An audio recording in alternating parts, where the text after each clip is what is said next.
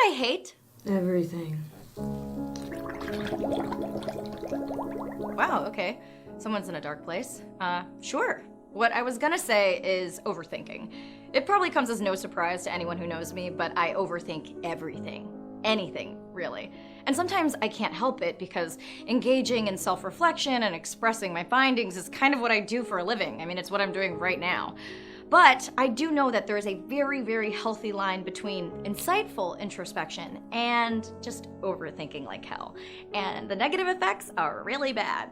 I mean, seriously, studies have shown that rumination leads to depression, anxiety, binge drinking, binge eating, inability to sleep, and self-harm.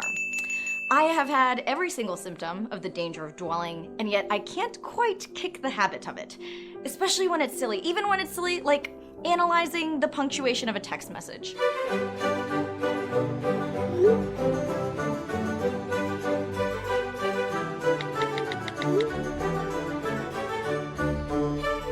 Wait, she used a period.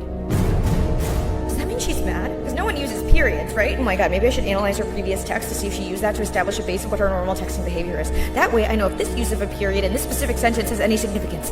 Yes, that is a good use of my time. Although, to be fair, like, periods in text messages are kind of ominous and rare, right? Right, Kat? Yeah.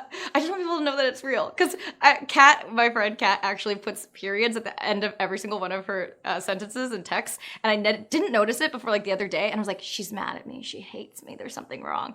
And so, but then I realized, like, I analyzed all of your text messages and found out that you had a period in everyone. But then I looked at all my other text messages and nobody else really uses it unless it's necessary. So just so everyone knows it's real. It's exhausting. Once I get into the cycle of overthinking, I'll ask myself the same negative self-blame question over and over and over again throughout the day.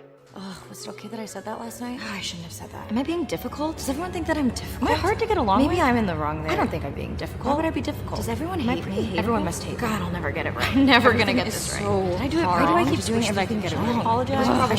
Should I apologize? Everybody Maybe thinks it's I'm something that that I I did. If you're an overthinker, know this. I read this one line in a study, and it really helped shape like how I think about overthinking now.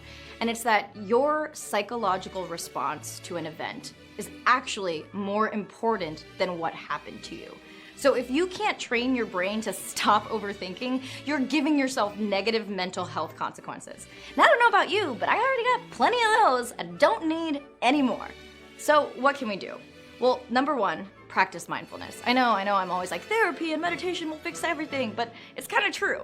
2017 has been the worst battle with depression of my life, with seasonal depression being like a nice little cherry on top. So I'm trying to be very, very diligent about giving myself 10 to 20 minutes of mindful practice every single day. You can't train your mind without actually putting the work into it. So whether you're using the Headspace app or YouTube guided meditations or just your timer on your phone, find what works for you. You can have your brain acknowledge and let go of thoughts. And the more practice you put into that, the more easily you can disassociate yourself from the negative ones. 2, be active. The only reason we have time to overthink is because we have time to overthink. So be physical, be creative. Last month, I picked up watercoloring to keep myself occupied. It's beginning to look a lot like Christmas. Have a chill holiday. We're gonna have a gnarly time in Iceland. Whether that's picking up painting or going for walks or reading books or getting hella jacked at the gym, don't give your mind the luxury of chewing on something longer than it should. And 3, if you absolutely have to think about it, practice compassionate problem solving. So if I feel really bad that I hurt someone's feelings, instead of beating myself up about it over and over, instead I should ask myself, what can I do about it? How can I learn from this experience? And how can I prevent it from happening again? So that instead of continually giving myself the message that I suck and I'm an awful person, I'm focusing on correcting a behavior or a mistake and encouraging myself to be better because of it. So what about you? Are you an overthinker? And if so, stop right there. I'm Anna Akana. This is a trick ending. Stay here for Squarespace. Thank you to Squarespace for sponsoring today's episode. Squarespace has beautiful, award-winning templates, not to mention an all-in-one platform, so there's no installs, patches, or upgrades ever. They have 24-hour customer service if you need them in the middle of the night, and they offer a simple and unique setup experience if you need a domain. Squarespace is great for any kind of website, whether you're an artist, a photographer, or just need a place to put all your thoughts. Go to squarespace.com to start your free trial today and use the offer code ANNA for 10% off at checkout. Squarespace.